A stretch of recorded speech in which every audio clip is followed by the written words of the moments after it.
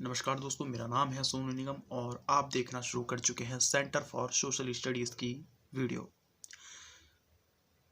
Due Delhi university semester 4 का जो paper है बीए पॉलिटिकल साइंस ऑनर्स का ग्लोबल पॉलिटिक्स, उसी के बारे में एक नई वीडियो लेकर आया हूँ मैं। और जो प्यार आप लोगों ने पिछले सेमेस्टर की वीडियो को दिया था वो बहुत ही ज़्यादा खुशी देने वाला था। मैं चाहूँगा कि आप इन वीडियो से भी उतना ही लाभान्वित हो। आप इन्हें भी देखें, शेयर करें, लाइक करें और चैनल को सब्सक्राइब करें। मैं यहाँ पे इंटरनेशनल टेररिज्म के बारे में बात करना चाहूँगा। जो सेकंड यूनिट है उसमें हमारा एक टॉपिक है international terrorism, non state actors and state terrorism post 9/11 development. तो मैंने इसे दो भाग में बांटने की कोशिश की है। पोस्ट 9/11 डेवलपमेंट हम दूसरी पार्ट में करेंगे, उसकी लिंक भी मैंने डिस्क्रिप्शन में दे रखी है। आप वहाँ से इसे इस वीडियो को देखने के बाद उसे पढ़ सकते हैं। तो सबसे पहले हम समझेंगे टेररिज्म के मायने क्या हैं, क्या मीनिंग है, क्या डेफिनेशन है, क्या फीचर्स हैं, कैसे इवॉल्व होता है टेररिज्म, इन सब पे पहले हम ध्यान देते हैं। तो हम शुरू करते हैं सबसे पहले इसके मीनिंग से या उसके डेफिनेशन से। तो हालांकि इसका एक कोई सार्वभौमिक डेफिनेशन तो नहीं है जो सबने मान लिया है कि हाँ यही है टेररिज्म, ऐसा तो कुछ नहीं है। लेकिन फिर भी एक प्रयास किया गया है इसको इसका अर्थ समझाने में के लिए। कहते हैं कि आतंकवाद क्या है, तो आतंकवाद के लिए जो सबसे ज़्यादा इस्तेमाल किया जाने वाला जो अर्थ है वो कहते हैं कि भाई ये जो है एक हिंसात्मक कार्रवाई है। आतंकवाद एक जरिया है, एक हिंसात्मक जरिया है, जिस जरिए का इस्तेमाल करके, जिस साधन का इस्तेमाल करके, हिंसा का इस्तेमाल करके जो आतंकवादी होते हैं वो अपने राजनीतिक उद्देश्य की पूर्ति करना चाहते हैं। मतलब आतंकवाद किसी भी विशेष राजनीतिक उद्देश्य की पूर्ति के लिए एक हिंसात्मक उपयोग है, हिंसा का व्यवस्थित उपयोग है जो जनसंख्या में डर का वातावरण बनाता है। समझते हैं इसे तोड़ तोड़ के कि राजनीतिक उद्देश्य का मतलब यहाँ पे क्या है। भाई आपके देश में या आप चाहते हैं कि जो शासक है, जो सेना है, या जो जिसने आपके देश के ऊपर या आपके स्टेट के ऊपर कब्जा कर रखा है, आप चाहते हैं कि उसे बदला जाए, उसे हटना चाहिए। इसके दो ही तरीके हो सकते हैं। या तो आप डेमोक्रेसी के द्वारा जो है चुनाव लड़िए, उसको हराइए, फिर वहाँ अपने आप को स्थापित कीजिए। लेकिन अगर डेमोक्रेसी नहीं हुई, तानाशाही हुई, तो आप क्या करेंगे? आप किसी तानाशाह को कैसे हटाएंगे? तो जाहिर सी बात है फिर आप रिवोल्ट करेंगे, आप हथियार का इस्तेमाल करेंगे, उसकी सेना के खिलाफ लड़ेंगे, उसको मारेंगे। तो फिर ये जो राजनीतिक उद्देश्य की पूर्ति करनी है, वहां जो राजनीतिक उद्देश्य की पूर्ति करनी है, वो उसका इस्तेमाल क्या किया गया है, किस तरह से उसे प्राप्त किया गया? हिंसात्मक कार्रवाई के द्वारा। तो ये जो हिंसात्मक कार्रवाई है जिसमें जनसंख्या में डर का वातावरण बना दिया जाता है, लोगों के ऊपर अटैक होते हैं, लोगों को मार दिया जाता है, रेलवे स्टेशन पे बम विस्फोट कर दिया जाता है, किसी भीड़ वाली जगह पे जो है आतंकवादी कार्रवाई कर दी जाती है, इससे जनसंख्या में डर का वातावरण बनता है। तो जब किसी राजनीतिक उद्देश्य की पूर्ति के लिए हिंसा का सहारा लिया जाए और उस हिंसा का उपयोग करके आप जनसंख्या के अंदर डर का वातावरण बनाते हैं, डर का माहौल क्रिएट करते हैं, तो वो टेररिज्म कहलाएगा। टेरर जिसे कहते हैं।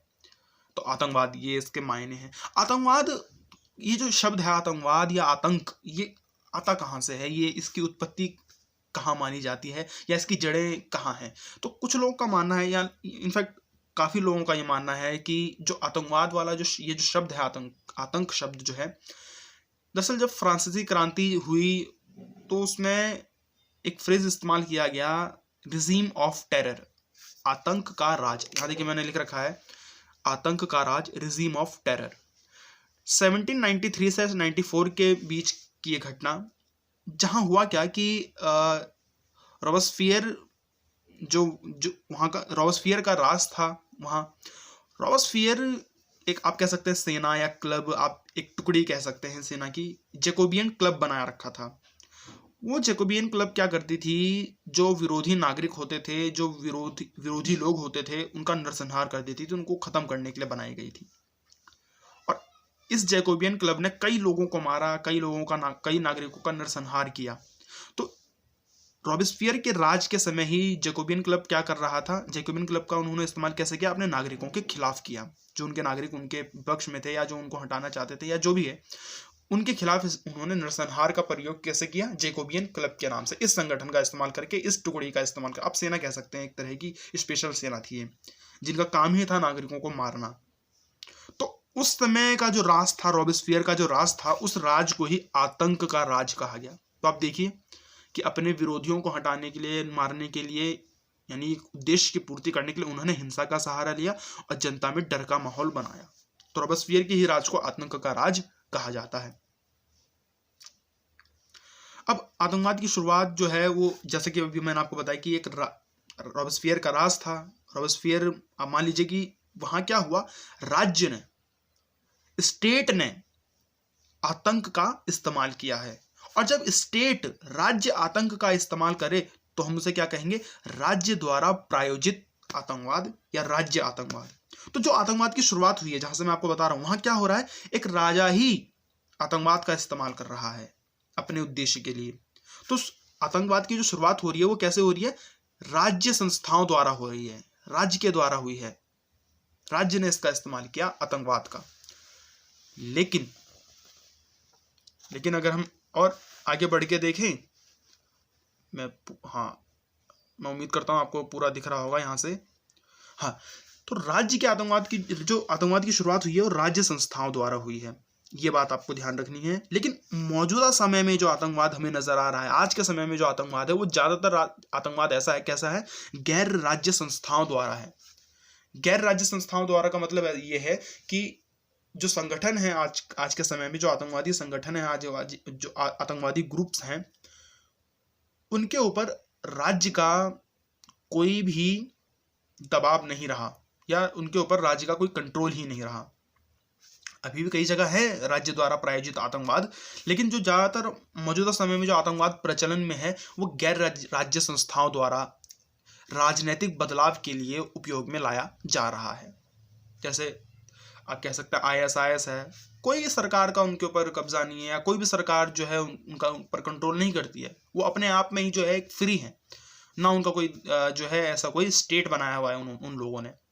हालांकि उनका नाम में ही है, ISIS के नाम में ही है, Islamic state of Iraq and Syria, लेकिन वो एक गैर राज्य संस्था है, उसका कोई भी किसी भी गवर्नमेंट से लेना देना नहीं है। तो आज के समय में ऐसे आतंकवाद ज्यादा दिखेंगे आपको, जो एक अपने ही राजनीतिक उद्देश्य या अपने राजनीतिक बदलाव के लिए जो है वो आतंकवाद का सहारा ले रहे हैं। तो शुरुआत हुई थी राज्य के द्वारा, लेकिन अब गैर राज्य हो चुका है मामला। आतंकवादियों के बहुत सारे उद्देश्य होते हैं, आतंकवादियों के बहुत सारे उद्देश्य होते हैं। क्या उद्देश्य होते हैं आतंकवादियों के? समाज में हिंसा का डर फैलाना, समाज में अपना डर फैलाना, हिंसा करना, समाज को तोड़ना, समाज में लोगों का नरसंहार करना, इस तरह वो समाज के अंदर हिंसा का डर फैलाते हैं। और उद्देश्य हो सकते हैं कि राजनीतिक उद्देश्य की प्राप्ति करना, किसी राजा को हटाकर, या अपना, जैसे अफगानिस्तान में तालिबान अपना शासन लाना चाहता था तो उन्होंने आतंकवाद का सहारा लिया, तो तालिबान जो है आज आतंकवाद कहलाता है, तालिबानी आतंकवाद होता है।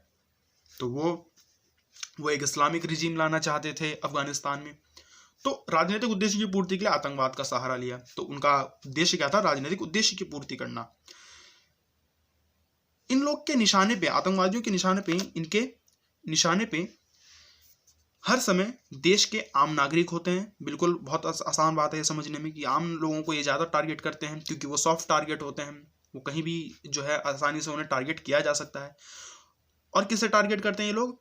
ये शक्ति के प्रतीकों को टारगेट करते हैं। शक्ति का प्रतीक मतलब है पावर सेंटर्स को, जैसे कि WTC, वर्ल्ड ट्रेड सेंटर जो था, वो world trade centre global trade का, अमेरिका की इकोनॉमी का एक प्रतीक है, तो उसे टारगेट किया गया।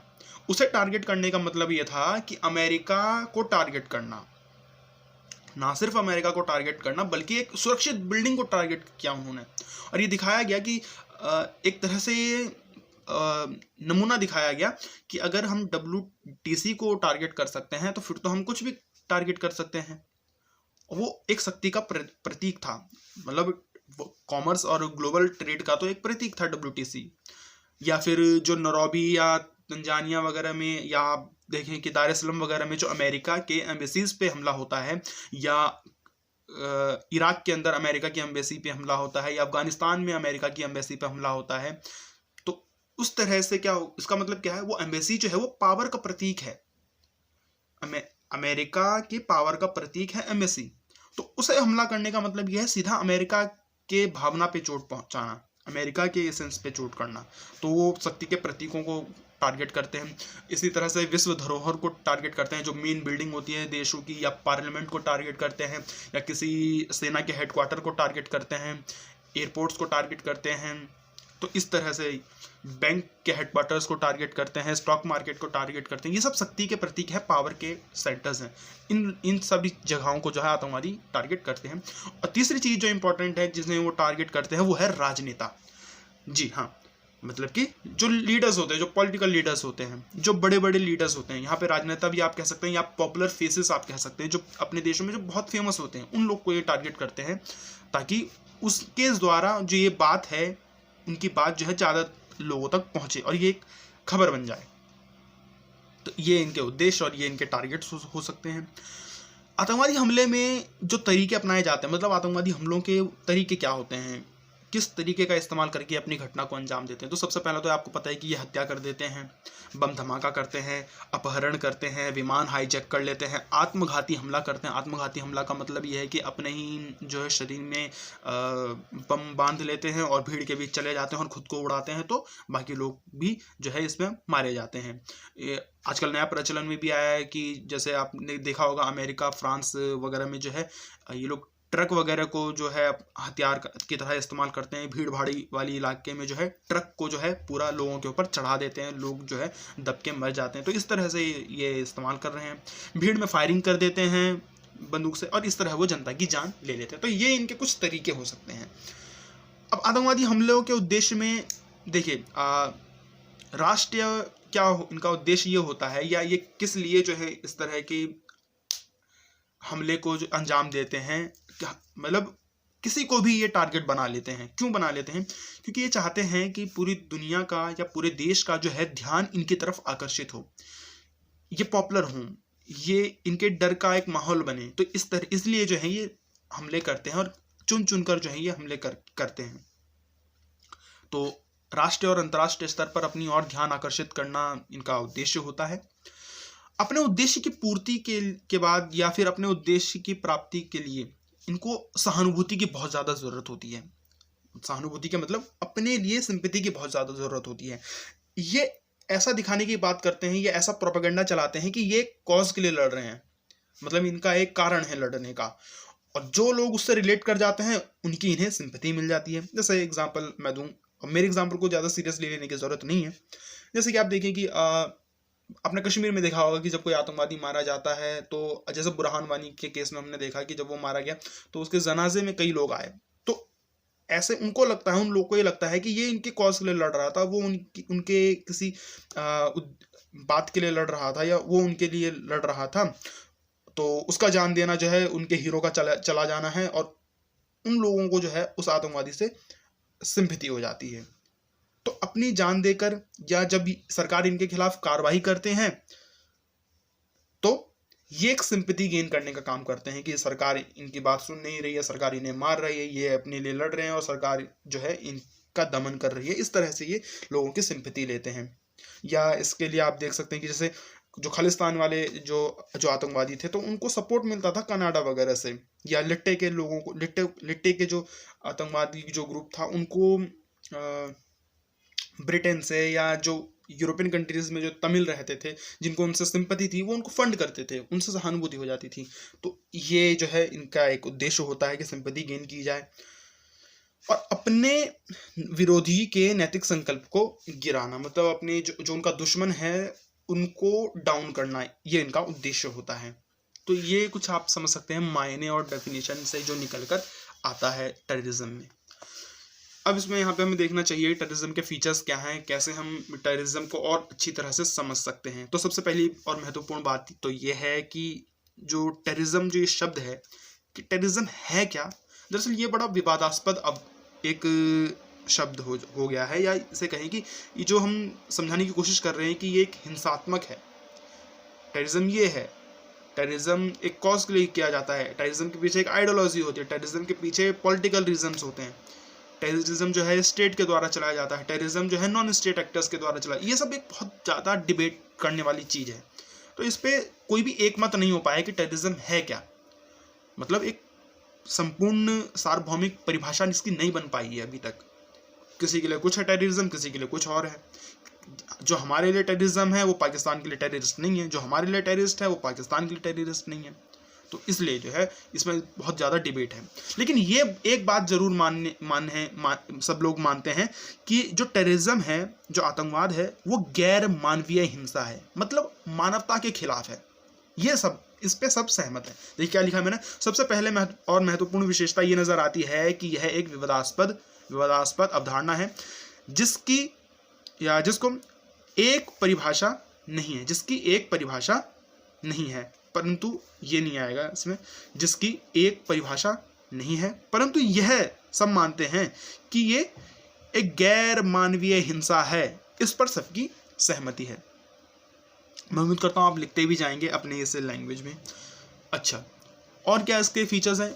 एक फीचर्स ये भी है इसका कि आतंकवाद जो है, जो आतंकवाद शब्द है, वो एक नकारात्मक दृष्टिकोण है। देखिए ना, आप अपने पॉलिटिकल गोल को अचीव करना चाहते हैं, आप राजनीतिक उद्देश्य की प्राप्ति करना चाहते हैं, लेकिन आप क्या कर रहे हैं? हथियार का सहारा ले रहे हैं, आप हिंसा का सहारा ले रहे हैं, आप लोगों में डर का माहौल बना रहे हैं, आप बम विस्फोट के द्वारा, नरसंहार के द्वारा जो है वो अपनी बात मनवाना चाहते हैं। तो एक नकारात्मक दृष्टिकोण है। ये अनैतिक है, इमोरल है, या इलीगल है, अवैध है, बिल्कुल अवैध है। कि जो जिन हथियारों का वो इस्तेमाल करते हैं उनके लाइसेंस तो नहीं होते ना भाई। आप किसी को भी मर्डर कर देते हैं, आप किसी भी बिल्डिंग को गिरा देते हैं तबाह करके, तो ये इलीगल भी है, अनैतिक भी है, समाज के खिलाफ है, मॉरलिटी के खिलाफ है। आतंकवाद के पीछे विचारधारा काम करती है। ध्यान से समझिए कि जैसा मैंने आपको कहा कि आतंकवाद के पीछे एक विचारधारा भी होती है, और बहुत स्ट्रांगली जो है ये अपनी विचारधारा को सपोर्ट करते हैं। ब्रेन वॉश किया जाता है इनका, और एक जिस तरह से एक भावना इनके अंदर बनाई जाती है कि ये जान दे देते हैं अपने उस कॉज के लिए, अपने उस गोल के लिए, और कोई भी जान देने के लिए तैयार हो जाता है। तो आप समझ सकते हैं कि कितनी स्ट्रांग आइडियोलॉजी इनकी रहती होगी। और क्योंकि आइडियोलॉजी होती है, तो जैसा आपको पता है आइडियोलॉजी के कुछ सपोर्टर्स होते हैं, कुछ उसके जो है अगेंस्ट में होते हैं। तो मान लीजिए जो आतंकवादी है, या जो जिस आइडियोलॉजी को वो फॉलो कर रहा है, जिस आइडियोलॉजी मीन्स मतलब यहाँ सोशलिज्म और कैपिटलिज्म की बात नहीं कर रहा, जो भी उसकी आइडियोलॉजी है, कि वो जैसे मान लीजिए जैसे कश्मीर को जो अलग करना चाहते हैं, जो आतंकवादी कश्मीर को अलग करना चाहते हैं, अब वो कश्मीर को अलग करना चाहते हैं तो हमारे लिए वो आतंकवादी हैं, क्योंकि वो उसके लिए हथियारों का इस्तेमाल कर रहे हैं, क्योंकि वो वहाँ पे हमारे कश्मीर भाइयों को मार रहे हैं, और हमारे जो है एक अभिन्न अंग को वो तोड़ना चाहते हैं, तो हमारे लिए वो आतंकवादी हैं। और जबकि वो हैं ही आतंकवादी, वो तो आतंकवादी हैं ही, वो तो वो आतंकवादी है हमारे लिए, है ना। लेकिन जो इनका सपोर्ट करते हैं, जैसे पाकिस्तान, या पाकिस्तान की सेना हो सकती है, ISIS हो सकती है, उनके लिए वो आतंकवादी नहीं है। या जो कश्मीर के अंदर अलगाववादी नेता रहते हैं, या जो वो कथाकथित जो वहाँ के नेता हैं, जो इलेक्शन भी लड़ते हैं और फिर पाकिस्तान का भी गाना गाते हैं, उनके लिए वो आतंकवादी नहीं है। तो जो हमारे लिए आतंकवादी हैं, जो हमारे लिए अपराधी हैं, वो हो सकता है किसी और के लिए क्रांतिकारी हो। यहाँ पे मैं एक और एग्जांपल देना चाहूँगा। अब मैंने पहले कहा है मेरे एग्जांपल को बहुत सीरियसली मत लीजिएगा। और तो जैसे कि मैं एक और एग्जांपल देता हूँ, जैसे कि आप देखिए भगत सिंह को, तो वो हमारे कितने बड़े क्रांतिकारी हैं, हमारे आज़ादी में सबसे महत्वपूर्ण भूमिका जिन्होंने निभाई है उनमें से वो एक हैं, और उन्हीं की वजह से आज हम जो हैं ये वीडियो लेक्चर देख पा रहे हैं और आज़ाद हैं। तो आप देखिए कि जब उन्होंने उस तरह की कार्रवाई की और उन्हें जो फांसी दिया, तो क्या कहा गया कि उन्होंने स्टेट के खिलाफ काम किया। मतलब ये ब्रिटिशर्स का कहना है कि उन्होंने स्टेट के खिलाफ काम किया है, हिंसात्मक प्रयोग किया है। तो ये जो इनका जो एक्ट है वो एक टेरर एक्ट है, मतलब आतंक की कार्रवाई है। उनके लिए वो था कि जो उनके ऊपर जो आरोप लगाया जाता है कि बम विस्फोट किया या ये वो, तो हमारे लिए वो क्रांतिकारी हैं, क्योंकि उन्होंने हमें आज़ादी दिलाने में बहुत बड़ी एक मदद की, या उन्होंने हमें एक सम्मान के साथ जीना कैसे होता है ये सिखाया उन्हें, तो वो हमारे लिए क्रांतिकारी है। लेकिन उसी समय वो ब्रिटिशर्स के लिए अलग तरीके से वो अपराधी हो जाते हैं। तो जो हमारे लिए अपराधी हैं वो किसी और के लिए क्रांतिकारी, जो हमारे लिए क्रांतिकारी वो किसी और के लिए अपराधी। तो आप समझ सकते हैं कि इसके ऊपर एक पूरी आइडियोलॉजी काम करती है, सपोर्टर्स होते हैं इनके बाकायदा। लंबा हो गया काफी। आगे देखिए, वेपन ऑफ वीकेस्ट या वेपन ऑफ वीक। कहा जाता है कि ये कमजोरों का हथियार है। आतंकवाद का जो रास्ता है वो कमजोरों का हथियार है। पता नहीं क्यों कहा जाता है, लेकिन वो कह रहे हैं कि आतंकवाद जो है वो एक कमजोरों का हथियार है। जो टफ लोग होते हैं, जो साहसी लोग होते हैं, वो कभी भी इस तरह का काम नहीं करते, लोगों की हत्या नहीं करते, बल्कि वो डिबेट करते हैं, वो सामने आते हैं, वो अपनी बात रखते हैं, विचारधारा के स्तर पर लड़ते हैं। वो इस तरह का काम नहीं करते कि हथियार उठा लिया और 10 लोगों को मार दिया। ये तो कमजोरों का काम है। जिस तरह से गोरिल्ला युद्ध की बात वो करते हैं कि जैसे गोरिल्ला युद्ध में क्या होता था कि आप छिप के जो है आप हमला करते थे, उनके छिपे हुए ठिकाने हो। तो उसी तरह से कह रहे हैं आतंकवादियों के भी छिपे हुए ठिकाने होते हैं। ये अचानक हमला कर देते हैं, कहीं भी हमला कर देते हैं और रुक रुक कर हमला करते हैं। मतलब आज हमला कर दिया, नुकसान कर दिया आज, तो ये 10-12 महीने तक हो सकता है कुछ ना करे, फिर एक बड़ा हमला, क्योंकि इस बीच में वो क्या करते हैं, उस हमले को जो अब अगला हमला जो अंजाम देना है उसकी पूरी प्लानिंग करते हैं। तो ये अचानक और समय अंतराल के बाद हमला करते हैं। समय अंतराल मतलब कुछ समय छोड़ छोड़ के हमला करते हैं। ऐतिहासिक रूप से ये एक राष्ट्रीय घटना थी, पर ये वैश्वीकृत हो चुकी है। मतलब पहले अगर हम देखें तो ये एक देश के अंदर ही पाया जाता था। हम देखते थे जैसे बास्क रीजन हो सकता था, है ना, जैसे अफगानिस्तान है या जो पाकिस्तान है, इंडिया का जो नॉर्थ वाला पार्ट है वो हो सकता है। तो आप देखेंगे कि उस तरह से हमें नज़र आता था ये, या जो फ्रांस की जो हमने बात बताई, ठीक है। लेकिन आज के समय पे जो आतंकवाद है वो ग्लोबलाइज्ड हो चुका है, वैश्वीकृत हो चुका है। आतंकवादी संगठन हो सकता है इराक का हो, लेकिन वो हमला पेरिस में करता है। हो सकता है वो सीरिया में बेस्ड हो ISIS, लेकिन वो ऑस्ट्रेलिया में हमला कर सकता है। वो हो सकता है तालिबान जो है वो ये अब अलकायदा, तालिबान या अलकायदा जो है अफगानिस्तान की तरफ हो, लेकिन हमला वो अमेरिका में करता है। तो ग्लोबलाइज्ड हो चुका है। ये बहुत इंपॉर्टेंट चीज है और ये इसकी विशेषता है। अच्छा, आगे देखिए, इनका संगठन जो है वो इनका संगठन छिपकर कार्य करता है। छिपकर करेगा भाई, जाहिर सी बात है, कोई हेडक्वार्टर तो होगा नहीं, क्योंकि ये इलीगल काम कर रहे हैं, तो कोई अपना हेडक्वार्टर तो बनाएंगे नहीं, तो इनका हेडक्वार्टर नहीं होता है, छुपकर काम करते हैं। छोटी छोटी टुकड़ियों में, अलग अलग देशों में रहते हैं। जैसा मैंने आपको बताया कि अब ये ग्लोबलाइज हो चुके हैं। कुछ हिस्सा इनका जो है स्लीपर सेल के रूप में जो है तो पूरे ही देश में होता है। मतलब हर देश में जो है इनके स्लीपर सेल काम कर रहे होते हैं। छोटी छोटी टुकड़ियां होती हैं इनकी, पता भी नहीं होता, ये उसी के पैरेलल ये कुछ और जॉब भी कर रहे होते हैं और साथ ही साथ ये प्लानिंग करके उसको अंजाम भी देना चाहते हैं। तो ये इस तरह से काम करते हैं। तो इनका एक लचीला संगठन होता है, फ्लेक्सिबल ऑर्गेनाइजेशन होता है इनका। लेकिन कनेक्टेड कैसे होते हैं? इंटरनेट के द्वारा संचार स्थापित करके एक दूसरे से कनेक्टेड रहते हैं। आतंकवाद जो है, अगला देखिए, आतंकवाद सरकार के खिलाफ कार्य करती है। मतलब आतंकवाद जो है वो सरकारों के खिलाफ काम करेगी, स्टेट के खिलाफ काम करेगी। तालिबान जो है वो अमेरिकी सरकार के खिलाफ काम करता है। जैश ए मोहम्मद भारत की सरकार के खिलाफ काम कर रहा है। हमारे कुछ नक्सल ग्रुप्स हैं, नक्सलवादी ग्रुप हैं, वो भारत के खिलाफ काम कर रहे हैं। खालिस्तान भारत सरकार के खिलाफ काम करता है। तो आप ये समझ सकते हैं कि आतंकवाद जो है वो सरकारों के खिलाफ काम करती है। लेकिन ऐसा भी हो सकता है कि सरकार अपने ही नागरिकों के खिलाफ आतंकवाद का प्रयोग करे। मतलब दोनों तरफ से होता है। आतंकवादी जो होते हैं वो सरकार के खिलाफ भी लड़ सकते हैं और सरकार खुद भी आतंकवाद का इस्तेमाल करके अपने नागरिकों को मार सकती है या अपने नागरिकों पे आतंकवादी हमले करवा सकती है। ऐसा बहुत बार होता है। तो जब सरकार ही अपने नागरिकों के खिलाफ आतंकवाद का प्रयोग करती है तो उसे कहते हैं राज्य द्वारा प्रायोजित आतंकवाद, स्टेट स्पॉन्सर्ड टेररिज्म, या फिर राज्य आतंकवाद। नाम में ही आ गया ना, राज्य द्वारा प्रायोजित आतंकवाद, यानी राज्य जब आतंकवाद का इस्तेमाल करके अपने ही नागरिकों को मारता है। तो पाकिस्तान में ऐसा होता है। पाकिस्तान के बहुत सारे जो है टेररिस्ट ग्रुप ऐसे हैं जिनको पाकिस्तानी सरकार का सपोर्ट होता है। ईरान में ऐसा होता है। तो ये आप समझ सकते हैं कि किस तरह से स्टेट द्वारा भी आतंकवाद का इस्तेमाल किया जाता है। ये कुछ फीचर्स हैं इसके।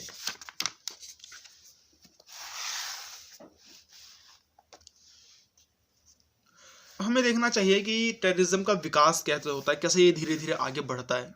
इवोल्यूशन ऑफ टेररिज्म के मैं बहुत छोटे में इसको बताऊंगा। इसमें कुछ जो है नाम दिए हुए हैं, मैं चाहूंगा कि आप उसे जब लिखेंगे तो आप उसके बारे में थोड़ा सर्च कर लीजिए, उनकी फोटो वगैरह देख लीजिए, थोड़ा बहुत उनके बारे में विकिपीडिया पे पढ़ लीजिए। देखिए, जैसे कि मैंने आपको बताया कि फ्रांसीसी क्रांति के दौरान और उसके बाद जो है जब रोबेस्पियर के राज के दौरान जो जैकोबियन क्लब था, उन्होंने जब अपने उस क्लब का इस्तेमाल करके, उस टुकड़े का इस्तेमाल करके, उस संगठन का इस्तेमाल करके जब अपने ही नागरिकों के खिलाफ हिंसा का इस्तेमाल किया, तो उस समय को आतंकवाद का राज कहा जाता है। रोबेस्पियर के राज को आतंकवाद का राज कहा जाता है। फ्रांसीसी क्रांति के दौरान और बाद में आतंकवाद को राज्य द्वारा की गई हिंसा के साथ जोड़ा जाता था। रोबेस्पियर द्वारा आतंक का राज इसे माना जाता है। जब 19वीं सदी का अंत हो रहा था, मतलब कि जो 19वीं सदी मतलब जो 1880, 1890, 1900, ये जो समय है 19वीं सदी का जो अंत हो रहा था, उस समय अराजकतावादियों ने अपने आप को बदला, यानी अराजकतावादियों का जो रूप बदलता है और वो आतंकवाद में बदल जाता है। पहले वो करते थे, मतलब राज्य की बात नहीं मानते थे, बम विस्फोट करते थे, लेकिन अब उनका रूप बहुत ज़्यादा उग्र हो गया। फिर वो हमले करने लगे, नागरिकों को मारने लगे, नेताओं को मारने लगे, सेना पे हमले करने लगे, तो वो आतंकवाद में बदल गया। जो घटना को अंजाम देकर अपना प्रचार करते थे, मतलब किसी राजनेता को मार दिया तो उनका नाम हो जाता कि भाई फला संगठन ने उस नेता को मार दिया, तो उनका जो है प्रचार हो जाता था, पूरे देश में उनका नाम चल जाता था। तो इस तरह से वो अपना प्रचार करते थे घटना को अंजाम देकर। ये लोग राजनीतिक चेतना और जन विद्रोहों को बढ़ाने के लिए, राजनीतिक चेतना और जन विद्रोहों को बढ़ाने के लिए हिंसा का उपयोग करते थे, लोगों को भड़काने के लिए और अपने सरकार के खिलाफ काम करने के लिए हिंसा का इस्तेमाल करते थे। इनके द्वारा जिनकी हत्या की गई, उनमें से आप देखिए मैंने कुछ लिख रखा है। अलेक्जेंडर सेकंड है 1881 में, जैसा मैंने बताया। एलिजाबेथ ऑफ ऑस्ट्रिया है 1898 में, उनको मारा। किंग ऑफ इटली 1900 में इनको मारा। प्रेसिडेंट कॉर्नेट को जो फ्रांस के थे उस समय 1894 में उनको भी मारा आतंकवादियों ने। और मैकिनली जो थे यूएसए के 1901 में उनको मारा।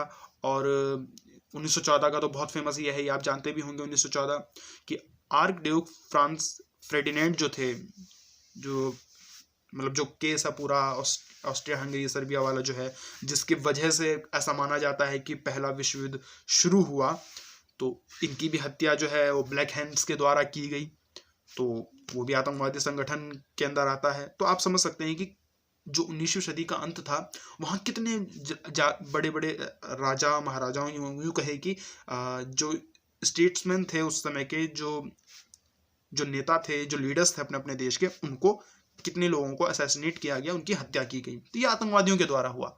ठीक है, और आगे बढ़ता है आतंकवाद। अब वो 19वीं सदी के अंत से निकल के जो है 20वीं सदी में आता है।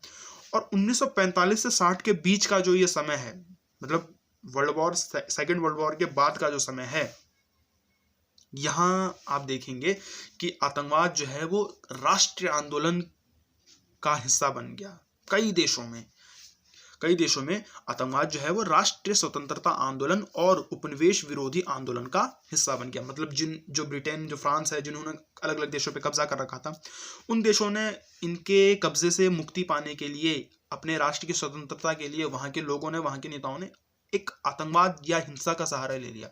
भारत इसमें नहीं है, क्योंकि भारत आपको पता है कि हम तो महात्मा गांधी के उस पर चल रहे थे, तो हम अहिंसात्मक रूप से ही हमें आज़ादी मिल गई। लेकिन कई देश ऐसे थे जिन्होंने जो है अपनी देश को आज़ाद कराने में और उपनिवेश विरोधी आंदोलन चलाने में हिंसा वाला सहारा लिया, आतंकवाद का इस्तेमाल किया।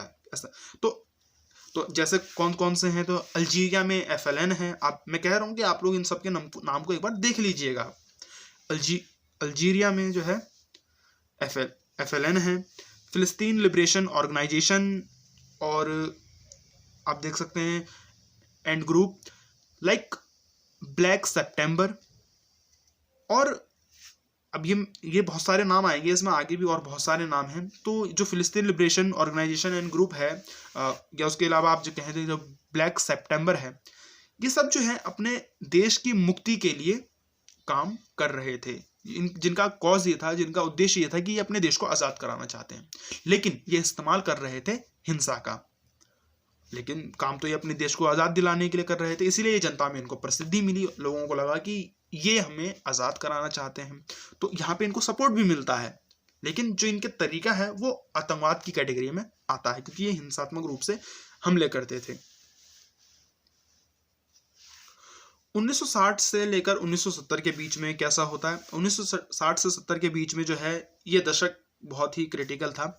इसमें साम्यवादी और वामपंथी समूह जो हैं वो आतंकवाद फैलाने में बहुत ज़्यादा आगे थे। मतलब इनमें जो एक क्वालिटी इनकी देखी जाती है वो ये है कि इस दशक में 60 से 70 के बीच का जो आतंकवाद है उसमें साम्यवादियों का हाथ बहुत ज़्यादा है, वामपंथियों का हाथ बहुत ज़्यादा। भारत में भी इस समय जो है नक्सलाइट ग्रुप जो है बहुत ज़्यादा उभर कर आते हैं, नक्सलवादी आंदोलन शुरू होता है, नक्सलवादी समूह जो है बहुत ज़्यादा उभर कर सामने आते हैं और वो देश के खिलाफ काम करना शुरू करते हैं। तो अब देखें कि इसमें कौन कौन से हैं जो साम्यवादी वामपंथी ग्रुप से जुड़े हुए आतंकवादी हैं जो इस समय उभर कर आते हैं। तो पश्चिमी जर्मनी में आप देखते हैं कि रेड आर्मी फैक्शन, अच्छा उस समय ईस्ट और वेस्ट जर्मनी हुआ करता था, जर्मनी के दो पार्ट थे। तो पश्चिमी जर्मनी रेड आर्मी फैक्शन हुआ करता था, जिसे जो है बॉर्डर मैनफॉक ग्रुप कहा जाता था। आप देख लीजिएगा क्या इसका प्रोनाउंसिएशन है। इसके अलावा Italian red brigade, Japanese red army और एंग्री ब्रिगेड इन यूके, ये सब एंग्री ब्रिगेड जो थी वो यूके के अंदर थी। इटली में इटालियन रेड ब्रिगेड थी, जापान के अंदर जापानीज रेड आर्मी थी और यूके में एंग्री ब्रिगेड। तो ये सब जो है साम्यवादी समूह से जुड़े हुए थे। इनकी आइडियोलॉजी जो है साम्यवाद की थी या कम्युनिज्म की थी या वामपंथी लेफ्ट आइडियोलॉजी से ये लोग जुड़े हुए थे। और इसी तरह भारत में भी इसी समय 1960 और 70 के दशक में नक्सलवादी समूह उभर कर आते हैं देश में और वो फिर जो है सरकार के खिलाफ काम करना शुरू करते हैं हथियारों के बल पे। अब इसके बाद का जो समय है 70 से 90 के बाद का जो समय है वहाँ ये आप देख सकते हैं कि कई सारे दुनिया के अलग अलग देशों में यहाँ जो है राष्ट्रीय आत्मनिर्णय के लिए जातीय अल्पसंख्यकों द्वारा आतंकवाद को फैलाया गया। इसे समझ लीजिए, मैं इसे तोड़कर थोड़ा सा समझाना चाहता हूँ कि आज़ादी मिल गई, लेकिन आज़ादी मिलने के बाद भी एक देश के अंदर बहुत सारे ऐसे अल्पसंख्यक समूह थे, बहुत सारे ऐसे जातीय समूह थे जो अपने कम्युनिटी के लिए, जो अपना रीजन है उसके लिए ऑटोनॉमी चाहते थे। जैसे स्पेन के अंदर आपने 11th में आपने सुना होगा, स्पेन के अंदर जो है एक बास्क रीजन है, तो वहाँ के जो लोग थे वो अपने आप को ऑटोनॉमी देना चाहते थे। वो चाहते थे कि स्पेन की सरकार उनके मामलों में दखल ना दे। और ऐसा दुनिया के कई सारे देशों में देखा जाता है कि 1960 से 1990 के बीच में बहुत सारे ऐसी घटनाएं सामने आई, आतंकवादी समूह ऐसे सामने आए, आतंकवादी घटनाएं ऐसे सामने आई जो राष्ट्रीय आत्मनिर्णय के लिए था, मतलब कि ऑटोनॉमी के लिए था। देश के अंदर अपने आप को ऑटोनॉमी चाहते थे वो लोग अपने रीजन के लिए। अब ये बहुत सारे थे, जैसे कि IRA था नॉर्दर्न आयरलैंड में, ETA था बास्क रीजन, जो मैंने आपको बताया स्पेन के अंदर बास्क रीजन है एक, वहाँ पे ETA जो इसके लिए काम करता था वो चाहता था कि बास्क रीजन को जो है स्पेन की सरकार ऑटोनॉमी दे दे। क्यूबे लिबरेशन फ्रंट था कनाडा के अंदर, लिट्टे श्रीलंका के अंदर था, ये श्रीलंका है। आपको पता है कि श्रीलंका का जो नॉर्थ पार्ट है वहाँ पे लिट्टे ने कब्जा किया था और वो कहता था कि ये तमिलों का रीजन होना चाहिए। श्रीलंका को जो है, श्रीलंका की सरकार जो है श्रीलंका के नॉर्थ पार्ट को लिट्टो को सौंप दिया जाए और हम उसे जो है तमिल इलम नाम से जो है एक देश बना लेंगे, हमें जो है सेल्फ डिटर्मिनेशन चाहिए। कुर्दिश वर्कर एंड पार्टी या PKK जो हम कहते हैं तुर्की में था। इराक में आपको पता है कितना ज़्यादा कुर्दिश लोगों का जो है वहाँ पे आतंकवादी एक्टिव है वहाँ पे।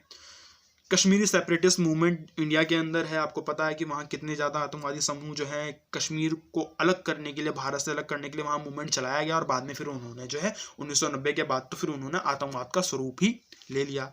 हमास और हिजबुल्ला इजराइल के अंदर यही काम कर रहा है, जो इजराइल से ऑटोनॉमी और इजराइल की सरकार को दबाना, आप यूँ कहें कि उनका बहुत बड़ा लफड़ा है इस चीज़ को लेकर, ऑटोनॉमी को लेकर। तो हमास और हिजबुल्ला जो है वो इजराइल के खिलाफ काम करते हैं, वहाँ ये प्रॉब्लम है। 1990 के बाद क्या होता है, जैसे मैंने आपको बताया कि 1990 के बाद से, क्योंकि यहाँ पे बहुत सारी चीज़ें चल रही होती है, अफगानिस्तान में इसकी जड़ें आप ढूंढ सकते हैं, इंडिया में आपको जो कश्मीर वाला पार्ट है वहाँ इसको मिल जाएगा, या पाकिस्तान आपको इसमें मिल जाएगा। कि 1990 के बाद क्या होता है कि जो आतंकवादी उभर कर सामने आते हैं, जो आतंकवाद उभर कर आता है, उसकी पहचान जो है एक इस्लामिक आतंकवाद के रूप में आती है। कट्टर इस्लामिक आतंकवाद मतलब अब तक जितने भी आपने आतंकवाद के बारे में मैंने जो बताया कि जो 19वीं सदी के अंत से आ रहा है, उनके विचार के पीछे या उनके कार्रवाई के पीछे धर्म का इस्तेमाल बहुत कम हुआ या ना के बराबर हुआ। या तो वो सेल्फ डिटर्मिनेशन के लिए लड़ रहे थे, नेशनल लिबरेशन के लिए लड़ रहे थे, या वो जो है अपने किसी पॉलिटिकल रीजन के कारण लड़ रहे थे।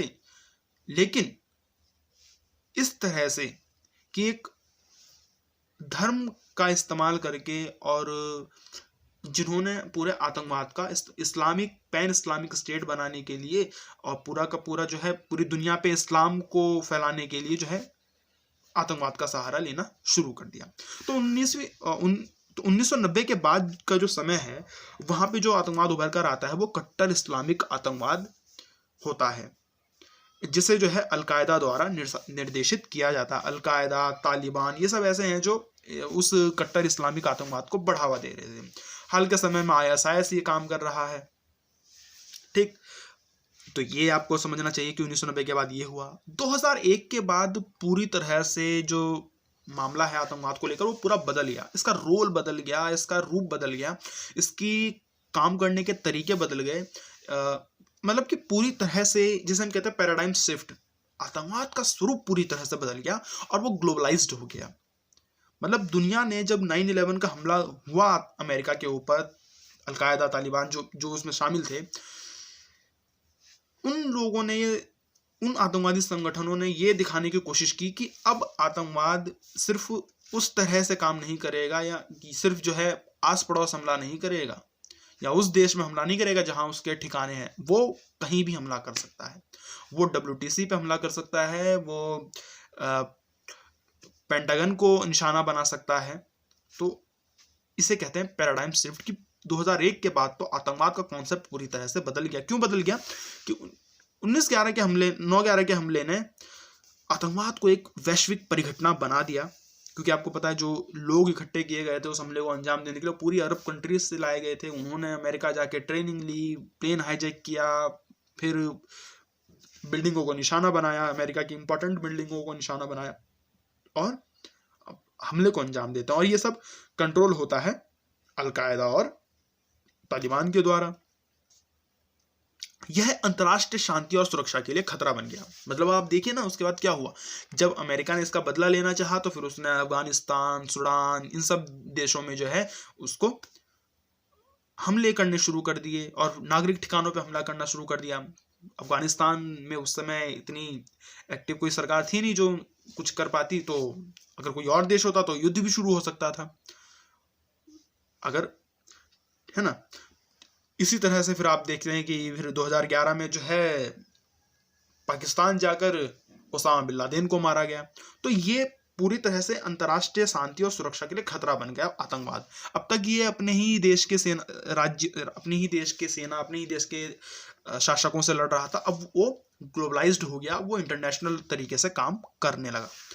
इस हमले के बाद बुश प्रशासन ने अलकायदा के खिलाफ जो है वॉर ऑन टेरर किया। जैसा मैंने आपको बताया कि फिर वो उसने अफगानिस्तान वगैरह पे हमला जो किया, तो उन्होंने वॉर ऑन टेरर नाम का जो है ऑपरेशन चलाया और कहा गया कि जहां जहां इसके अपराधी होंगे हम वहां से उनको पकड़ेंगे, पूरी दुनिया से उनको पकड़ के लाएंगे और उनको सजा देंगे जो जो इनमें शामिल होगा, और द्वारा जो है वैश्विक आतंकवाद के खिलाफ युद्ध शुरू किया गया।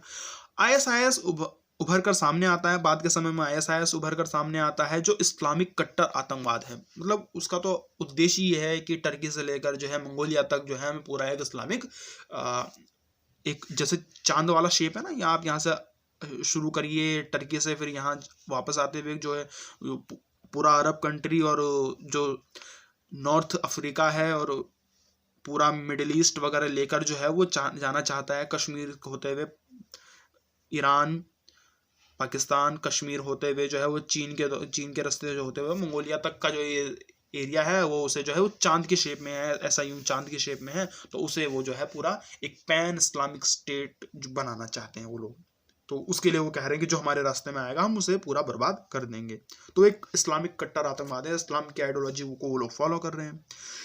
इसके बाद विश्व बिरादरी का जो आतंकवाद के प्रति नजरिया होता है। विश्व बिरादरी का मतलब यहाँ पर है जो ग्लोबल कंट्रीज हैं, जो मतलब जो पूरी दुनिया में जो जिनकी जिम्मेदारी एक तरह से कहा जाए, जो यूएन वगैरह के मुख्य पार्ट हैं, जो पूरी दुनिया में एक जवाबदेही तय करते हैं, तो इसे विश्व बिरादरी हम कह सकते हैं। तो जो ग्लोबल स्टेट्स हैं, मतलब ऐसा कोई ग्लोबल स्टेट तो है नहीं, विश्व बिरादरी का मतलब आप समझ जाइए कि भाई अमेरिका, ब्रिटेन, फ्रांस, ये सब इंपॉर्टेंट कंट्रीज हैं जो ग्लोबल ऑर्गेनाइजेशंस हैं जो इन सब चीज़ों के लिए काम कर रही हैं। तो उनका आतंकवाद के खिलाफ या आतंकवाद के प्रति जो नजरिया वो पूरी तरह से बदलता है।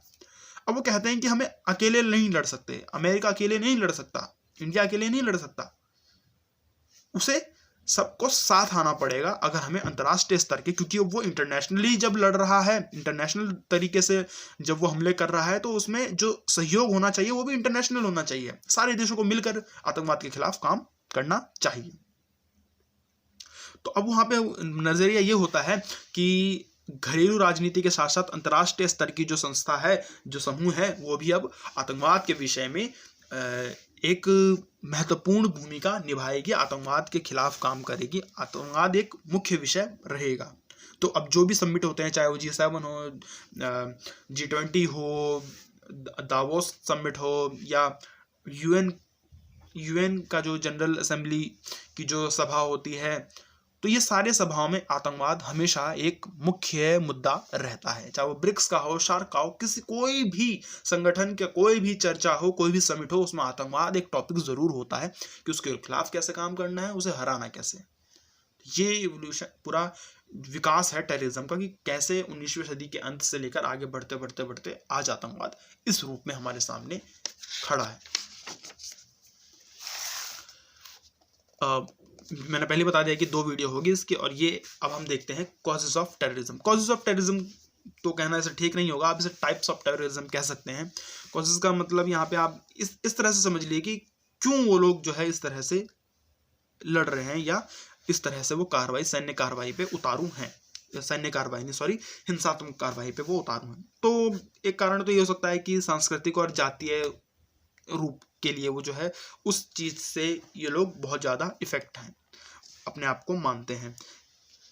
तो संस्कृति और जातीय समूह जो हैं, उन लोग को जब ये लगता है, सांस्कृतिक और जातीय समूह मतलब जो कल्चरल ग्रुप्स हैं या जो इथनिक ग्रुप्स हैं, उन्हें लगता है कि हमारे ग्रुप के खिलाफ काम हो रहा है, हमारी संस्कृति, हमारे कल्चर, हमारे इथनिसिटी के खिलाफ जो है वो काम हो रहा है, तो उनको अपने अल्पसंख्यक होने पे, क्योंकि उनकी संख्या कम है, उन्हें लगता है कि जो मेजॉरिटी में है वो उनको खत्म कर देंगे, उनको दबा देंगे। तो ऐसे लोग, ऐसे अल्पसंख्यक माइनॉरिटी ग्रुप जो है वो क्या करते हैं, हमेशा रिवोल्ट, हमेशा युद्ध की स्थिति हमेशा चाहते, उनको लगता है कि हमें दबाया जाएगा, तो फिर वो हथियार का इस्तेमाल करते हैं और राजनीतिक ढांचे को खतरा मानते हैं, और अपनी संस्कृति को सुरक्षित करने के नाम पे, अपनी संस्कृति को बचाने के नाम पे, अपनी जाति समूह को बचाने के नाम पे, अपने रीजन को बचाने के नाम पे हथियार उठा लेते हैं। संस्कृति व जातीय अल्पसंख्यक समूहों को जब यह लगता है कि उनकी संस्कृति को राजनीतिक ढांचे से खतरा है, जो सरकार है वहाँ पे उनसे खतरा है, जो मेजॉरिटी लोग हैं उनसे खतरा है, तो वो अपनी संस्कृति की सुरक्षा करने के नाम पे हथियार उठा लेते हैं। जैसे मैं आपको एक बात बताता हूँ, जैसे जो इस्लामिक संगठन है जो इस तरह से काम कर रहे हैं, उनको लगता है कि जो वेस्टर्न कल्चर है वो उनके कल्चर को डैमेज कर रहा है, ख़राब कर रहा है, उनके कल्चर को जो है इम्प्योर कर रहा है, उनके कल्चर को जो है उनके कल्चर के लिए खतरा बन गया है। तो वो वेस्टर्न कल्चर के खिलाफ जो है वो फतवा जारी कर देते हैं, कहते हैं कि कोई लड़की जो है वेस्टर्न कपड़े नहीं पहनेगी तो हम उसे जो है मार देंगे। तो इस तरह से जो है ये अपनी संस्कृति को बचाने के नाम पे लोग जो लोगों को मारते हैं और आतंकवाद का इस्तेमाल करते हैं। जैसे ETA इन बास्क रीजन, अपनी जातीयता को लेकर, जो अपनी रीजन को लेकर ये स्पेन में आतंकवाद का इस्तेमाल कर रहे थे। लिट्टे जो है वो श्रीलंका के अंदर इसके लिए जाना जाता है। क्यूबे लिबरेशन फ्रंट कनाडा के अंदर, कुर्दिश वर्कर पार्टी और PKK टर्की एंड इराक के अंदर ये हैं। चेचन टेररिस्ट ग्रुप जो है वो रशिया के अंदर यही काम कर रहा है, वो संस्कृति और जाति के नाम पे जो है आतंकवाद को बढ़ावा दे रहा है। एक ये कारण हो सकता है। दूसरा है एक्सट्रीम लेफ्ट आइडियोलॉजी, या जिसे आप एनार्किज्म कहते हैं, अराजकतावाद। अराजकतावाद तो अपने आप में आतंकवाद के अंदर मेरे ख्याल से आना ही चाहिए। अराजकतावाद का मतलब यह है कि जो स्टेट की बात नहीं मानता और स्टेट के खिलाफ काम करते हैं वो अराजकतावादी हैं, हिंसात्मक कार्रवाई कर देते हैं। शॉर्ट में तो आप यही समझिए। तो जब अपने ही देश की सरकार के विरोध में कुछ लोग, कुछ कट्टर वामपंथी संगठन अपने ही देश के सरकार के खिलाफ हथियारों का इस्तेमाल करते हैं, हिंसात्मक कार्रवाई, हिंसात्मक विरोध का इस्तेमाल करते हैं, और फिर वो क्या करते हैं, इस तरह वो अराजकतावाद को बढ़ावा देते हैं। अपने ही देश की सरकार के विरोध में कट्टरपंथी वामपंथी संगठनों द्वारा हिंसात्मक विरोध अराजकतावाद को बढ़ावा देता है। जो सरकार की नीति के खिलाफ, सरकार की पॉलिसीज के खिलाफ हिंसात्मक और सशस्त्र विद्रोह करते हैं। मतलब ये वामपंथी लोग होते हैं जो अपनी देश की सरकार के खिलाफ काम करते हैं, या अपने सरकार की जो पॉलिसीज हैं उसको इम्प्लीमेंट नहीं होने देना चाहते। वो चाहते हैं कि सरकार की ये पॉलिसी इम्प्लीमेंट ना हो, सरकार की पॉलिसी खराब है या गलत है, उनके लिए नुकसानदेही है, जनता के लिए नुकसानदेही है। तो इसलिए जो है वो अपने देश की सरकार के खिलाफ और उनकी पॉलिसी के खिलाफ काम करना शुरू कर देते हैं और हिंसात्मक कार्रवाई करते हैं, सशस्त्र विद्रोह करते हैं। आपने देखा होगा छत्तीसगढ़ वाला इलाका जो है, जो गढ़चिरौली वगैरह का जो इलाका है महाराष्ट्र में, तो वहाँ पे आपने देखा थोड़े दिनों पहले जो है वहाँ नक्सलवादी समूहों ने जो है सेना के ऊपर हमला किया और लोगों को मारा। तो वहाँ अगर कोई डेवलपमेंट काम भी होता है, रोड भी बनती है, तो वो जो नक्सलवादी होते हैं वो उनको ट्रैक को उड़ा देते हैं, रेलवे पटरी को उड़ा देते हैं, या जो लोग काम करने जाते हैं रोड वोड बनाने के लिए, सड़क बनाने के लिए, उनको मार देते हैं वो लोग। तो इस तरह वो सरकार के खिलाफ काम करते हैं। कौन कौन है इसमें? इसमें वेस्ट जर्मनी का ये मैनफॉर्म ग्रुप जो है वो आता है, इटालियन रेड ब्रिगेड आती है, जैपनीज रेड आर्मी आती है, एंग्री ब्रिगेड आती है जो यूके के अंदर है। नक्सल और माओइस्ट ग्रुप जो है वो इंडिया और नेपाल में इसी तरह का काम कर रहे हैं। ये एक्सट्रीम लेफ्ट आइडियोलॉजी से जुड़े हुए लोग होते हैं जो अराजकतावाद इसका एक कारण हो सकता है। तीसरा कारण हो सकता है रिवोल्यूशन या नेशनल लिबरेशन या फिर नेशनल सेल्फ डिटर्मिनेशन को लेकर। रिवोल्यूशन का मतलब क्रांति आपको पता ही है, हिंसात्मक क्रांति की बात हो रही है यहाँ पे। नेशनल लिबरेशन मतलब अपने देश को आज़ादी कराने के नाम पे आतंकवाद का इस्तेमाल करते हैं, या फिर नेशनल सेल्फ डिटर्मिनेशन को लेकर अपने देश में अपनी स्वायत्तता को लेकर जो है ये लोग आतंकवाद का इस्तेमाल करते हैं। कई संगठन जो है क्रांति के साथ हिंसा को जोड़ देते हैं। उनका मानना है कि क्रांति का मतलब ही होता है हिंसा, हथियारों के बल पे क्रांति।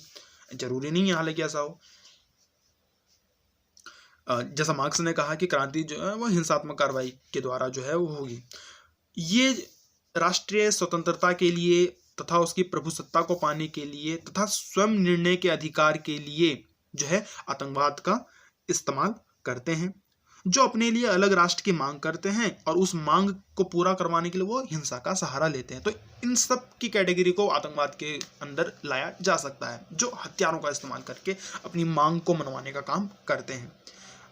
लेकिन कारण क्या है इनका? रेवोल्यूशन करना, नेशनल लिबरेशन यानी कि देश को आज़ाद कराना, और नेशनल सेल्फ डिटर्मिनेशन यानी कि स्वायत्तता के लिए मांग करना अपने ही देश के अंदर। तो इसमें कौन कौन से संगठन आ जाता है? PLO है फिलिस्तीन के अंदर, लिट्टे है श्रीलंका के अंदर, IRA है नॉर्थ आयरलैंड के अंदर, PKK है कुर्दिस्तान के अंदर,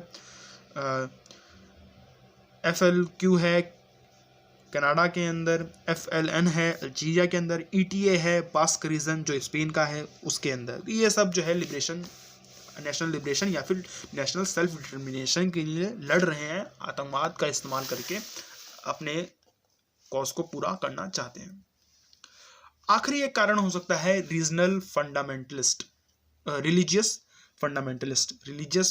जैसा मैंने आपको बताया कि 1990 के बाद जो है धार्मिक आतंकवाद, मुख्य रूप से इस्लामिक कट्टर रेडिकल इस्लामिक टेररिज्म जो है उभरकर सामने आता है। कट्टर इस्लामिक आतंकवाद उभरकर सामने आ जाता है। मेरी बातों से आप उस तरह से मत समझिएगा, मतलब जो मैं बताना चाहता हूँ केवल उसी पर रहिए, आप उस तरह से इसको मत समझिए।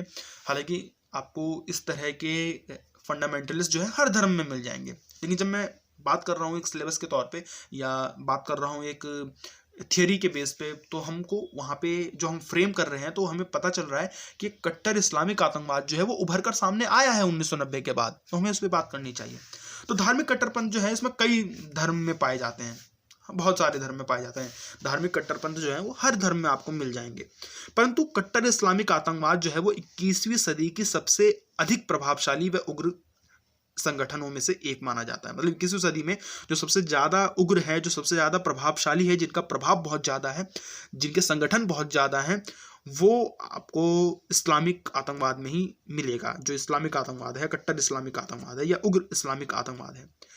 उग्र इस्लामिक आतंकवाद प्रसिद्ध होने के साथ साथ धार्मिक आतंकवाद फैलाने में भी सबसे अधिक संगठित है। तो इसके बहुत सारे संगठन हैं, इनके पास पैसा है, इनके पास रीजन है, इनके पास इनके बेस हैं, इनके पास हथियार हैं, टेक्निकल हथियार हैं, बहुत ज़्यादा इनके पास रिसोर्स भी है। क्योंकि आपको पता है कि जब इराक और सीरिया के ऊपर ISIS ने कब्जा किया तो उनके पास वो पूरा तेल भंडार था जिन्हें बेचकर ये पैसा इकट्ठा कर सकते थे। तो ना सिर्फ ये प्रसिद्ध है बल्कि धार्मिक आतंकवाद फैलाने में जो है ये सबसे आगे भी है। अलकायदा इसमें से एक हो सकता है, ISIS है इसमें, JEM यानी कि जैश ए मोहम्मद है इसमें, LET यानी कि लश्कर तैयबा है उसके अंदर। तो ISIS का एम क्या है? ISIS का एम तो यही है कि जब जैसा मैंने आपको बताया कि ISIS का उद्देश्य क्या है कि खिलाफत के राज को वापस लाने के लिए एक सर्व इस्लामिक राज्य बनाने व उसकी स्थापना करना। सर्व इस्लामिक राज का मतलब पैन इस्लामिक स्टेट्स है। जैसे मैंने आपको बताया कि टर्की से लेकर जो है वो टर्की से लेकर पूरे अरब कंट्रीज़ को लेकर ईरान, पाकिस्तान, ये ऊपर कश्मीर, इन सब को लेकर जो है एक पूरा इस पूरे एरिया को जो है वो एक पैन इस्लामिक स्टेट में बनाना चाहता है। वो इस्लामिक स्टेट होगा, ये ISIS का उद्देश्य है। हालांकि वो कभी हो नहीं सकता। अलकायदा जो है वो उसका मानना ये है कि पश्चिमी सभ्यता जो है, वेस्टर्न कल्चर जो है, उनकी संस्कृति के लिए खतरा है। मतलब इस्लामिक कल्चर के लिए वो खतरा है, तो वो उनके खिलाफ जो है जिहाद करेंगे, उनके खिलाफ जो है वो वॉर करेंगे। अलकायदा का ये मानना है कि हम वेस्टर्न कल्चर के खिलाफ लड़ाई लड़ेंगे। तो आपने देखा होगा कि जब भी वैलेंटाइन डे होता है या क्रिसमस जैसा होता है तो वो जो है जो वेस्टर्न कंट्रीज़ हैं वहाँ जाके वो हमला करते हैं, उनके त्योहारों पे वो हमला करने अंजाम देते हैं और अपने देशों में इन सारे त्योहारों पे जो है वो बैन लगाने की बात करते हैं। अच्छा, तो एक यहाँ पे है हफमैन का है 2006 का एक डेटा, वो कहते हैं कि वो कह रहे हैं कि भाई 1995 के बाद से 56 आतंकी संगठन ऐसे थे, 56 आतंकवादी संगठन ऐसे थे जो धार्मिक रूप से प्रेरित थे। मैंने जैसा आपको बताया ना कि कल्चरल भी हैं, जाति को लेकर भी हैं और सरकार के खिलाफ भी हैं, देश को आज़ाद कराने को लेकर भी हैं, देश में स्वायत्तता के लिए भी हैं, क्रांति को लेकर भी बहुत सारे आतंकवादी संगठन जिनके अलग अलग पार्टों में हम देख सकते हैं। लेकिन 1995 के बाद 56 आतंकवादी संगठन ऐसे हैं जिन्हें हम धार्मिक रूप से प्रेरित मान सकते हैं और इनकी कार्रवाई भी जो है वो धार्मिक कारणों से होती है। तो ऐसे आतंकवादी समूहों को, ऐसे आतंकवाद को हम रिलीजियस फंडामेंटलिस्ट कहते हैं। रिलीजियस फंडामेंटलिज्म से प्रेरणा लेकर आज़ादी या आतंकवाद का इस्तेमाल करने वाला मानते हैं। तो आप भी समझ सकते हैं कि और इसमें भी सबसे आगे फिर इस्लामिक कट्टर आतंकवाद है। तो ये हो सकता है आपका कुछ कॉजेज ऑफ टेररिज्म। मेरे ख्याल से वीडियो थोड़ी लंबी हो जाएगी लेकिन हमें थोड़ा सा कर लेना चाहिए। अब हमें टाइप्स ऑफ टेररिज्म भी देखना चाहिए कि किस तरह के, अब ये बहुत ज़्यादा आपको मिलता जुलता लगेगा, एंड्रयू हेवुड से है ये। कह रहे हैं टाइप्स ऑफ टेररिज्म, तो जैसा मैंने आपको बताया क्रांतिकारी आतंकवाद होते हैं जो रेवोल्यूशन के नाम पे जो है आतंकवादी घटना को अंजाम देते हैं। इनका उद्देश्य क्या है? इनका उद्देश्य है सरकार, राज्य और सरकार के खिलाफ हिंसा का प्रयोग करना और हिंसा के प्रयोग करके जो है क्रांति को अंजाम देना। इसमें सेना, राजनेता, क्रांतिकारी और जनता की भी जान जाती है, सबकी जान जाती है, क्योंकि ये देश की सरकार के खिलाफ लड़ रहे हैं तो जाहिर सी बात है सेना की भी मौत होगी, राजनेताओं की भी मौत होगी, क्रांतिकारी खुद भी जो है इस क्रांति के नाम पर जो आतंकवाद को बढ़ावा दे रहे हैं उनकी भी मौत होगी और जनता की भी मौत होगी। एग्जाम्पल क्या है? अराजकतावादी इसमें हो सकते हैं, ये क्रांतिकारी आतंकवादी कह सकते हैं आप इसे। जो अराजकतावादी होते हैं जो सरकार की बात नहीं मानते। नक्सलवादी हो सकते हैं, जैसे इंडिया के अंदर नक्सलवादी क्रांतिकारी हो सकते हैं। साम्यवादी, माओवादी, गुरिल्ला आतंकवादी जो आपको नेपाल वगैरह में काम करते हुए नजर आ जाएंगे। तो ये क्रांतिकारी आतंकवादी हो जो देश की सरकार के खिलाफ काम करेंगे, वो है ये। दूसरा एक प्रकार होता है एकांकी उद्देश्यात्मक आतंकवाद, एक सिंगल इशू को लेकर एक टेररिज्म जो खड़ा होता है। सिंगल इशू को लेकर आप समझ सकते हैं ना कि जिनका एक ही उद्देश्य होता है या कोई एक बहुत बड़ा गोल होता है जिसे वो अचीव करना चाहते हैं। मतलब गोल इतना बड़ा है कि वो 40-45 साल में ही अचीव होगा, तो बीच बीच में वो आतंकवादी घटना को अंजाम दे रहे हैं, लेकिन वो उनका गोल क्या है? एक लॉन्गर गोल है, एक सिंगल इशू है, एक ही का उद्देश्य है उनका और वो उसको टारगेट करने के लिए जो है बाकी आतंकवादी कार्रवाइयों को अंजाम दे रहे हैं। ऐसा बहुत सारे देखा गया है कि जब उनका उद्देश्य पूरा हुआ फिर उन्होंने वो जो है किसी दूसरे उद्देश्य को चुन लिया अपने आतंकवादी कार्रवाई को अंजाम देने के लिए। तो इनका उद्देश्य जो होता है किसी एक मुद्दे पर हिंसा करके डर और भय का माहौल बनाना होता है। इनका उद्देश्य किसी एक मुद्दे पर हिंसा करके डर भय का माहौल बनाना होता है। वह एकांकी उद्देश्य के लिए सिंगल इशू को लेकर उस इशू की पूर्ति को लेकर, उस उद्देश्य की पूर्ति को लेकर जब वो पूर्ति हो जाती है, जब उनको वो गोल अचीव हो जाता है उनका वो सिंगल इशू, तो फिर वो धीरे धीरे जो है अपने टेररिज्म को, अपनी कार्रवाई को या तो समाप्त कर देते हैं या फिर वो शांत हो जाते हैं। ऐसा बहुत सारा देखा गया है कि जब उनका उद्देश्य की पूर्ति हो गई, पहले जब उनके खिलाफ उन्होंने किसी इशू को पकड़ा जिनको लगा कि नहीं नहीं ऐसा नहीं होना चाहिए, उन्होंने वो इशू को हथियार बना के जो है अपने टेररिज्म को अंजाम दिया, उस इशू को टारगेट करके जो है उस इशू के खिलाफ जो है कार्रवाई करना शुरू की, हिंसा का प्रयोग किया। जैसे ही मान लीजिए वो इशू खत्म हो गया, या मान लीजिए सरकार ने कोई एक बिल बनाया, मान लीजिए एग्जांपल लीजिए, सरकार ने कोई बिल बनाया, फला बिल बना दिया। अब उस बिल के खिलाफ में जो है कुछ समूह ऐसे आ गए जिन्होंने हथियार के बल पे सरकार को गिराने की या सरकार को खत्म करने की बात शुरू कर दी। अब सरकार ने जो है मान लिया कि ठीक है भाई ये बिल पास नहीं होगा, तो फिर वो क्या करेंगे, फिर थोड़ी वो लड़ते रहेंगे, फिर वो शांत बैठ जाएंगे। तो जैसे ही उनके उद्देश्य की पूर्ति हो जाती है फिर वो या तो समाप्त हो जाते हैं या तो वो शांत हो जाते हैं। अब टोक्यो सब्वे के अंदर जो शेरिन नॉर्वे गैस अटैक था वो इसका एक कारण हो सकता है, जो है रिलीजियस लेफ्ट आर्म श्रृंखियों द्वारा किया गया था। तो आप इसे एक बार देख लीजिएगा, इसके वर्ड्स वगैरह देख लीजिएगा, आप इसके बारे में पढ़ भी लीजिएगा थोड़ा सा, उनके द्वारा किया जाता है। अमेरिका में जो अबॉर्शन क्लिनिक के ऊपर घटना हुई थी, जब आपको पता है कि अमेरिका में अबॉर्शन को लेकर जो एक्ट बनाया गया, फिर उसके खिलाफ का जो है बहुत सारे विरोध प्रदर्शन शुरू हुए, उसमें आतंकवादी कार्रवाई और हिंसात्मक कार्रवाई को निशाना बनाने लगा, कई सारे क्लिनिक्स को जो है फोड़ा गया, उड़ाया गया। तो फिर जब उसको वापस लिया गया तो फिर वो शांत हुआ और वो आतंकवाद खत्म हुआ अमेरिका में, अबॉर्शन क्लिनिक वाला जो मामला था। तो ये एक एकांकी उद्देश्यात्मक आतंकवाद होता है जिनका एक सिंगल कोई इशू होता है, एक लॉन्गर इशू होता है, उस जैसे ही वो खत्म हो जाता है फिर ये भी खुद भी शांत हो जाते हैं। तीसरा हो सकता है राष्ट्रवादी आतंकवाद।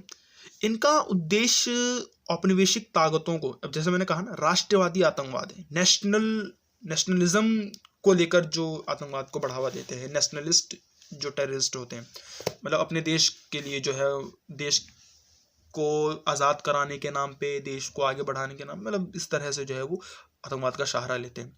इनका उद्देश्य क्या होता है, इनका उद्देश्य होता है औपनिवेशिक ताकतों से अपने देश को आज़ाद कराना, उनको हटाना और देश को आत्मनिर्भर बनाना, आत्मनिर्णय के लिए तैयार करना। मतलब खुद सेल्फ डिटर्मिनेशन के लिए ये लोग लड़ते हैं, कहते हैं कि तुम हमारे देश को खाली करो, हम अपने देश को खुद ही चलाएंगे।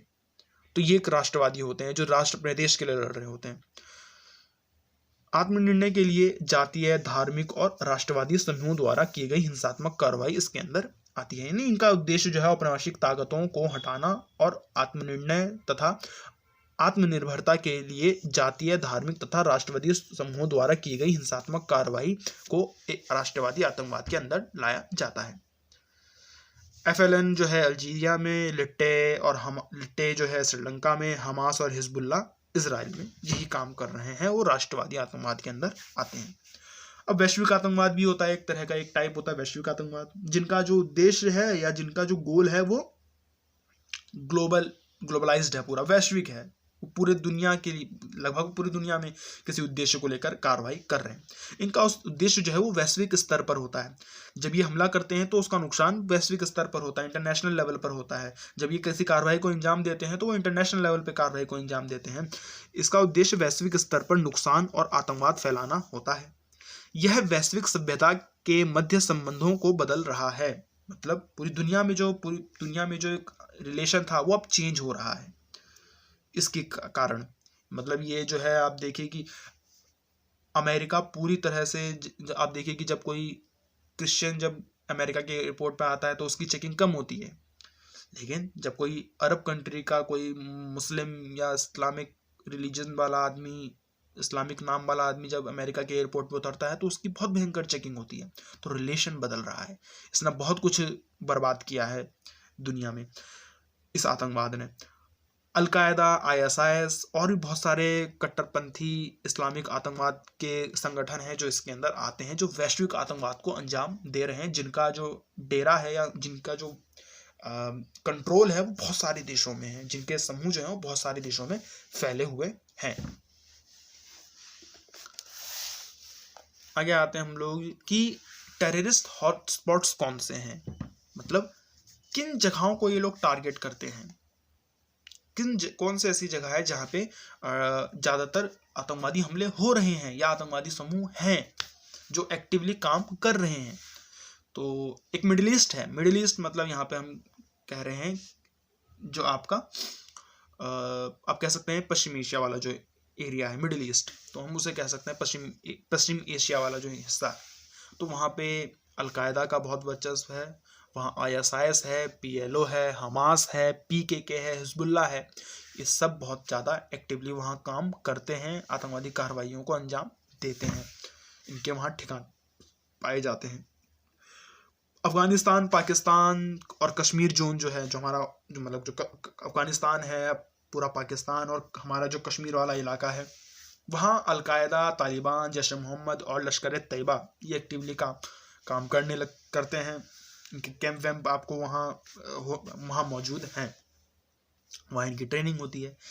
चेचन्य, इराक, सीरिया, फ़िलिस्तीन, Israel, Sri Lanka, Sudan, Lebanon, Libya, Congo, Somalia, Guatemala, ये सब भी आतंकवादी या टेररिस्ट हॉटस्पॉट हैं जहाँ आपको आतंकवादी समूह जो है कार्य करते हुए दिखेंगे, जो मैप पे आप इनकी मैपिंग कर सकते हैं। यहाँ एक्टिवली काम करते हैं वो लोग, इनकी ट्रेनिंग होती है, इनके कैंप होते हैं, हथियारों की खरीद फरोख्त होती है, तो इस तरह से इनके बेस होते हैं यहाँ, ये ऐसी जगह है।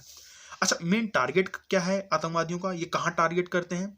US को टारगेट करते हैं, अमेरिका को टारगेट करते हैं मुख्य रूप से, ये बाली को टारगेट करते हैं, ये स्पेन को टारगेट करते हैं, मैड्रिड, ये फ्रांस को टारगेट करते हैं, फ्रांस के पेरिस को टारगेट करते हैं, ये यूनाइटेड किंगडम को टारगेट करते हैं, मुख्य रूप से लंदन को टारगेट करते हैं, ये इंडिया को टारगेट करते हैं, मुंबई, कश्मीर को टारगेट करते हैं, और पाकिस्तान में भी बहुत ज़्यादा आतंकवादी हमले होते हैं, पाकिस्तान में भी आतंकवादी हमले होते हैं, यानी कि पाकिस्तान को भी टारगेट किया जाता है, जबकि पाकिस्तान ने खुद आतंकवादियों को बढ़ावा दिया। तो आप जानते हैं कि सांप को पाला है तो अब वो उसको काट भी रहा है। तो अब हमें थोड़ा सा रुक कर देख लेना चाहिए कि मेजर टेररिस्ट अटैक कौन कौन से हुए हैं इंडिया में। मैं यहाँ पे आपको ज़्यादा इसमें नहीं बताना चाहता, आप वीडियो पॉज करके थोड़ा सा पढ़ लीजिए और लिख लीजिए। मार्च 93 में जो है, जब बाबरी मस्जिद 92 में गिरा दी गई, तो उसके बाद जो है बहुत सारे हिंदू मुस्लिम दंगे हुए, उसमें दाऊद इब्राहिम का हाथ माना गया। तो दाऊद इब्राहिम के जो पूरा गैंग था उसने मुंबई में जो है सीरियल बम ब्लास्ट करवाए, सिलसिलेवार तरीके से बम धमाके कराए, उसमें 250 से ज़्यादा लोग मारे गए। इसे एक टेररिस्ट अटैक माना जाता है।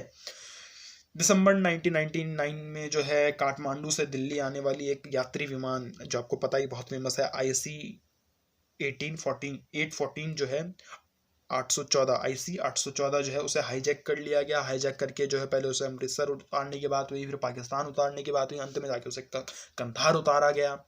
कंधार जब उतारा गया, ये अफगानिस्तान में है कंधार, और तालिबान का ये पूरा बेस हुआ करता था। तालिबान यहाँ पे बहुत ज़्यादा मजबूत था, तो कंधार उतारा गया। फिर कंधार से जो है उन आतंकवादी समूह ने ये डिमांड की जिन्होंने इसे हाईजैक किया था कि भाई हम इस विमान को तभी छोड़ेंगे और इसके लोगों को हम तभी छोड़ेंगे जब जो है हमारे जैश ए मोहम्मद के लीडर, यानी कि जैश ए मोहम्मद जो आतंकवादी संगठन है, उस जैश ए मोहम्मद आतंकवादी संगठन का एक आतंकवादी मसूद अजहर को अगर आप छोड़ देंगे। तो वो इंडिया की जेल में बंद था।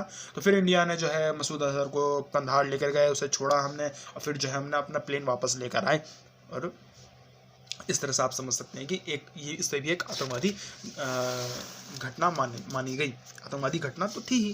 फिर जैश ए मोहम्मद के जब मसूद अजहर को छोड़ा गया, रिहा किया गया तो उसने अगले ही 2 साल में जो है अपने रंग दिखाने शुरू किए और मसूद अजहर ने जो है जैश ए मोहम्मद और लश्कर तैयबा के द्वारा जो है एक आतंकवादी हमला कराया भारत के ऊपर, और वो भी दिल्ली में, और वो भी संसद के ऊपर दिसंबर 2001 में। तो दिसंबर 2001 में भारत की संसद पे जो है जैश ए मोहम्मद और लश्कर तैयबा द्वारा जो है आतंकवादी हमला हुआ था।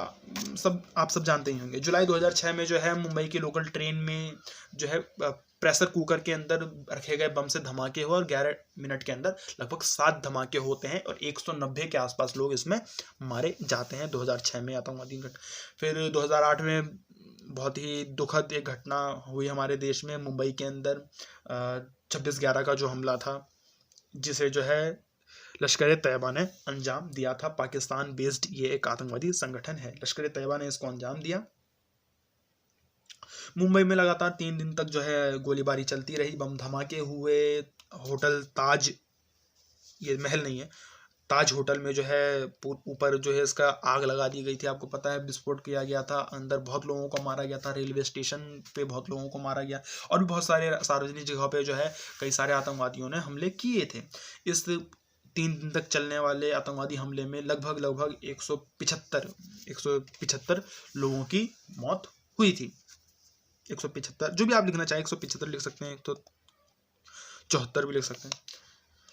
ये एग्जैक्ट डेटा है, तो क्योंकि एग्जैक्ट डेटा तो याद रहता नहीं, तो आप 75 मान के चल लीजिए। तो 1900 उसके बाद जो है 2008 के बाद एक बहुत, उसके अलावा भी बहुत सारे, कश्मीर में तो आए दिन, हर 2 दिन 3 दिन बाद जो है आतंकवादी हमले होते ही रहते हैं, लेकिन जो मेन है वो मैं आपको बता रहा हूँ। 2016 में फिर एक आतंकवादी हमला होता है, कश्मीर में होता है, उरी में होता है, जिसे उरी अटैक के नाम से जाना जाता है, फिल्म भी उसके ऊपर है। उसके बदले को लेकर जो अटैक हमारे ऊपर हुआ, तो भारतीय सेना की जो 12वीं ब्रिगेड हेडक्वार्टर थी उसके ऊपर हमला किया गया। हमारे 12 जवान जो है वो शहीद हो गए, उनकी जान चली गई। भारत ने जो है इसका बदला लिया। कैसे बदला लिया? एलओसी पार की, जो एलओसी है, लाइफ ऑफ कंट्रोल है, उसे पार किया, आतंकवादी ठिकानों पर हमला किया, बहुत सारे आतंकवादी उसमें मारे गए थे।